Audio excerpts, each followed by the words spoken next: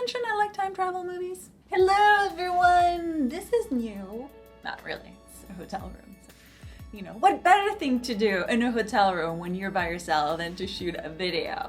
Am I right? Am I right? It's not sad at all. I wanted to make this video today because I wanted to talk about a movie I recently saw called Primer. It's a movie about time travel, and if you know anything about me, you know that I love time travel movies, or really anything time travel. And it was recommended to me on Facebook, so whoever recommended it, thank you, because I was talking about another time traveling movie called Predestination. If you haven't seen Predestination, oh my god, you should watch it because it's amazing, but that's not what I'm going to talk about today, but yeah, watch it. So Primer, it's a really low budget independent film. I think they shot it for like $7,000, so yeah, super low budget. And one of the reasons why it became such a cult film is because of how realistic of a film it is about time travel. I don't think I've ever seen anything so real. The story is about two guys who are sort of working on a project and accidentally create a time machine to go back in time. And that's about all I'll say about that because, yeah, I don't want to spoil it for you.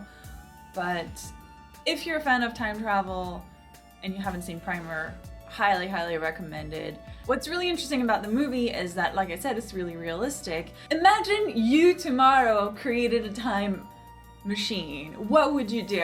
And it works into a specific way. So within those parameters, what would you do?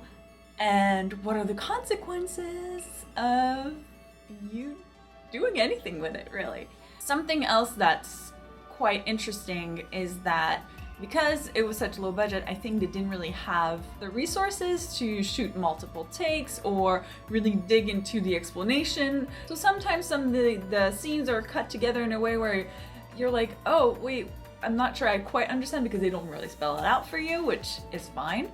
But I will admit that I did have to read a little bit more about it at the end of it just to make sure that I grasped everything that happened. And I found this really great video that explains everything, so I'll link to it in the description in case you want to watch it.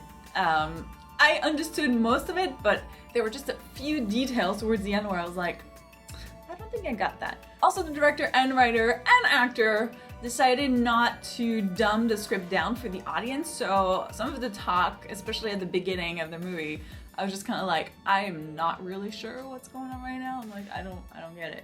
What are they talking about? What is this about? And since I knew that it was related to time travel, I kind of, you know, stuck it out. And it was almost fascinating too, because you're like, what's going on? Like, you know something's gonna happen, and it's a short movie too, so it's only, I think, like 70, 80 minutes, so yeah, it's definitely worth your time, and I wanted to recommend it. Have you seen Primer? And if you haven't seen it, I hope you'll plan to watch it, and if you do watch it, let me know what you think because I'm really excited about it, and I've been thinking about it quite a bit. Yeah, it's one of those movies when you're done, you're like, wow, I need to think about this for a minute. I think that's all I have. So Primer, watch it, it's awesome.